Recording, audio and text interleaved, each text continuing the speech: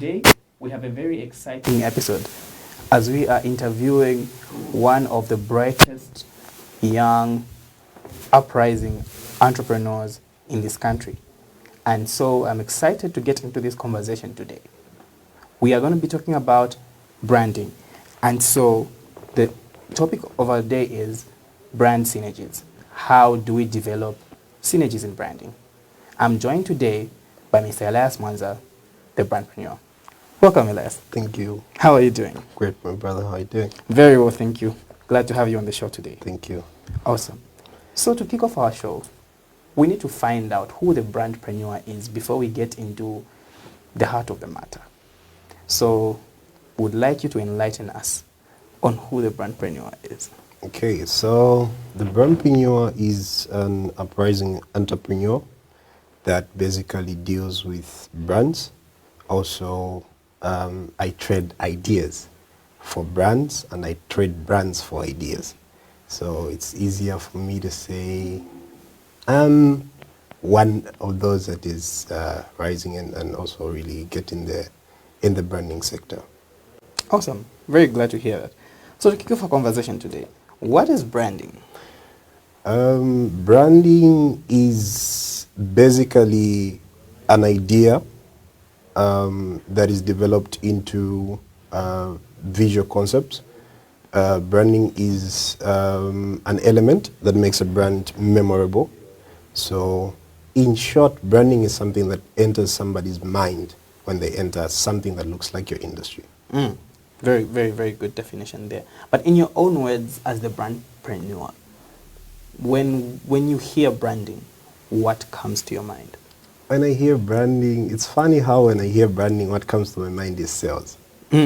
Because I believe brands are made and brands are consistent and made for sales. Yeah. And basically, I feel the moment I hear branding, I think of the impact the brand can cause. So in my definition, a brand is an element that draws impact to a society. Great, great, great stuff. So we've heard a lot has been said about branding, even prior to this conversation on social media, in traditional media, etc., etc. We've heard about branding, but really, what is the importance of a brand, especially to somebody that is not a business person? Okay, so it is important for a person to develop a personal brand because for somebody that is not in business, this means this is somebody that is looking forward to have a career. So a brand helps you develop an integrity. A brand helps you know your networking space. And also a brand just helps you, it puts you there. You have to, it helps you, especially where probably a job interview is concerned. You need to be a well-branded person because what companies hire now are not individuals. They hire brands that brand their brand. Very, very, very good answer.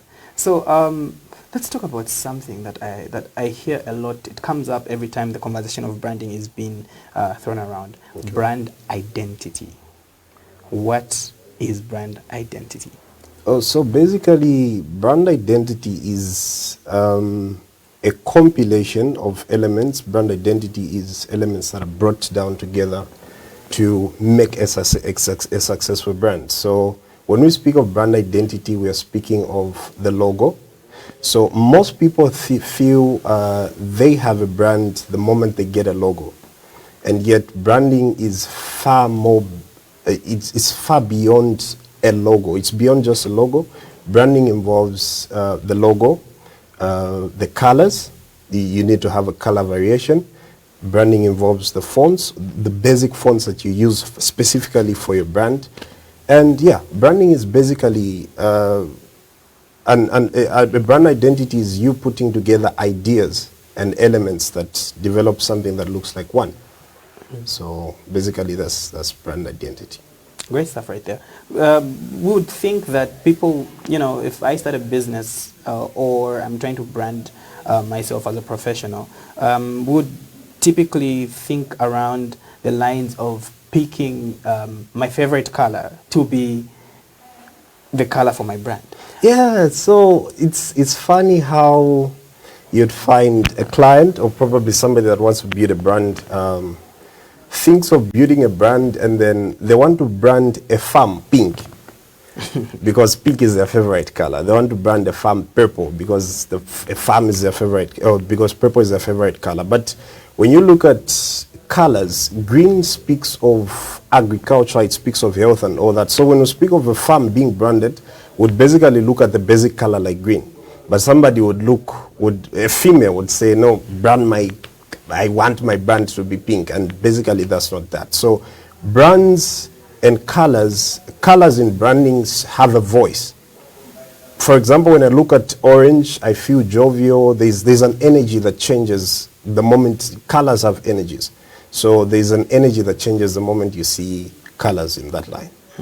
Definitely. You brought out a very key aspect, which leads to my next question. With what you've said about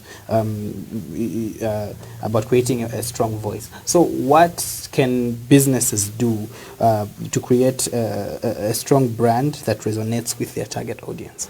Okay, so what I advise businesses that need to create a strong voice that resonates with their target audience is simply, every voice has a tone. My voice has a tone, a female's voice has a soprano tone.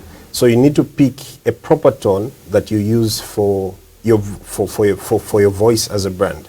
So we can't speak of probably a kid's branding, probably something like a cereal, and then we use a strong, we use strong words, we use big words, we use a different language, a language meant for big corporate spaces, and then use it on young kids, and I think that's abuse. Yeah. So you need to pick a proper brand tone for your type of brand. Okay. So I would like to take your personal opinion on one aspect when it comes to branding. So what would you say are some of the common mistakes that businesses make when it comes to branding, and how can we avoid making these mistakes? Okay, so one of the common mistakes that I've seen, especially with Zambian brands, startup brands, is there is so much focus on design. There's inconsistency as well in the same design. So they choose to do something that they failed to maintain. And by the end of the day, you find this is a kind of brand that it has a voice, it has the message, but it has a wrong target audience. Or you find they have the correct target audience, but with the wrong voice. So, and also consistency, I feel, is one of the things that brands need to really work on, especially Zambian brands. You'd go on a Facebook page to check out a business, and then you find the last time they posted was in June 2018. That, in such a way, you can't build trust with clients. You can't build credibility with clients. The only way your clientele can trust you is when they see when they see you often. The whites say seeing is believing. I think that's an anonymous quote. So seeing is believing basically makes people believe you more if they see you more. If I wake up each day, I need to see something that looks like your brand. In our time and age, in the digital age, people, the phone actually is somebody's billboard. It is no longer as traditional as it used to be. For you to see a billboard, you have to be driving around town and all that. Yeah. Just by looking at your phone, you'd see a billboard. So each time somebody wakes up, they need to see something that comes from you. And I've seen some consistent personal brands in Zambia that are very, very consistent. And each day you'd see something from them. And it resonates with the nature of the day.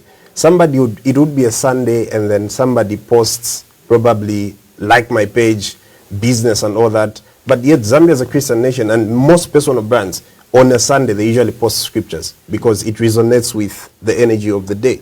And on a Monday morning, basically, you need to motivate people. You need to tell them, get up, bro. You need to go to work. You need to go and do that. It's basically that. And I believe, yeah, that's one of what we miss it there. When Zambian brands, we speak of branding, we miss it in that line. Definitely. So I'm just going to take a little segue right now. I'm going to talk about branding, but not so much from a business perspective. Okay. But let's talk about personal branding. Okay. How can one build their personal brand? Okay, to start with, you need to have a character for your brand. there's something that I call the 3 C's of branding, which is consistency, character, and clarity. So you need to sit down first and think of, these are like, this is a triangle, it's like the food chain. So it's a triangle where this must work with this and this must work with that. So I believe when you can be consistent with a voice that is not clear, so you need clarity in that line. You can't be consistent without a character. So you need to first build a character that is credible for yourself.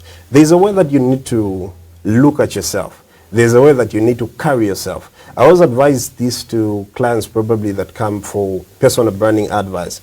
And I feel this is a place where most of them like really miss it. You need to know what post you're putting out today. And you must really build your online presence. If you want to be a brand in our time and age, there must be a strong online presence that you have to build. You have to have an audience that not only follows you, not that you're friends only, but they follow you because you serve something to the table. Definitely, because you basically add value to their lives. Yeah, you add value to their lives. So for those people that are not entrepreneurs, they're not business people per se, they are in the corporate world, they are professionals and they have decided to stick it in the profession and grow from there. What is the importance for them to develop a brand, especially online? Okay, so it builds credibility. I've seen around a lot of personal brands. I don't know if I'm permitted to mention. Please. There are personal brands that I've seen. There's one, the Yangeni Chendela, the Resourceful HR. Like that's a top-notch brand, and Madam Mizinga Melu, that's like a top-notch personal brand. And I feel if somebody needs to build a personal brand, they should resonate with a brand like that. They should check out how these people carry themselves online. And these are people not in business. These are people in the corporate world and yet still making an impact as a personal brand. Definitely. So there's a way you can brand yourself that even jobs, you no longer look for jobs, but jobs begin to look for you simply because it is you that they want. And they know that when they bring you in a company, they know that probably the sales would go up. I know one personal brand, Mwewa was hired into a company that she was hired in the marketing team, and the company is making good sales simply because somebody chose to develop a brand in that line. Definitely. Awesome stuff. So to get back to our conversation with regards to branding from a business aspect, my question for you is, how can a business differentiate itself from competitors when it comes to branding? Okay, so how a business differentiates itself with competitors or around competitors is, number one, businesses must stick to whom they are. They should always stick to their target audience. They should know that this is our target audience. One of the mistakes one would make is when you're selling TVs and you want to compete probably with somebody that is selling cows. That won't work because you two have got different target audiences. So one of the mistakes actually that businesses make is to fight for a wrong audience. They feel they are competing with a shadow. They're not like really competing with people in their space. They are competing with people outside their space. And that's one of the mistakes that most businesses make. Definitely. Very true. There's a story that I read online. It's a true story of one of these American giants. I think it was Taco Bell or some other restaurant that is. No, it was actually Pizza Hut. Okay. So over the years, as Pizza Hut began to grow and expand throughout the nation of the United States and even abroad, they made attempts to change their logo and overall just their branding and whatnot. So they made some iterations, and they noticed that sales began to go down. Why do you think that was the case? Inconsistency. So from the beginning, you need to be consistent. And you need to mature enough into an audience that knows to say, this is whom we are interacting with. To start with, when it comes to branding, and a company is a brand or a person is a brand, what we sell is not a product or a service. What we sell is an emotion. Like when I interact with this brand, how do I feel? And that's what makes people come to you. They don't come to you because there's somebody that is selling products better than you. There's somebody that has a service better than you. But that part, and branding does not only end where you put an identity, you put a logo and all that. It goes as far as customer care. So there's need for you to communicate to your audience if there's need for rebranding. I'm a sole proprietor of a company that you know of, and over time we've changed logos. I can tell you this from scratch. We've changed logos over 5 years that we've been trading. We've changed logos here and there. But what makes our audience still stick to us is simply because we have that consistency in communicating with them. We've changed colors over time, but we have that consistency in communicating with them. They know that this is still this vision, but it has just taken a different turn. And why I think Pizza Hut? Yeah. Why I think Pizza Hut had lost sales at the time was because I feel they didn't communicate effectively with their audience. Because right now when I see a lady with an orange plastic bag in town, I would know she's from Mad Boutique. If I see a lady with, or probably somebody with a yellow and red plastic bag, it looks yellow and red, I'd know this guy is from ShopRite.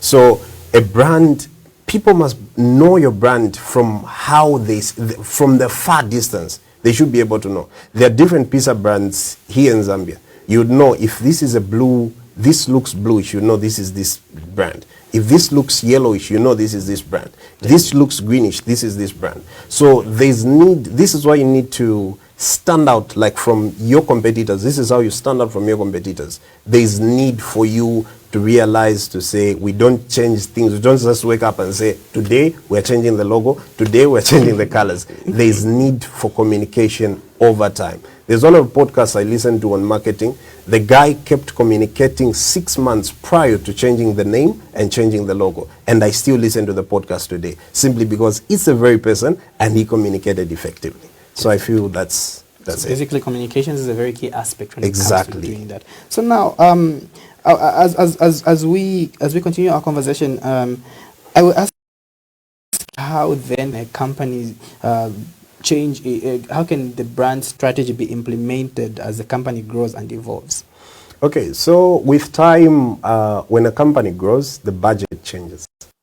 So there's change in budget, and there's need to invest in brand strategies. You need to put in your time, you need to put in your resources in these things.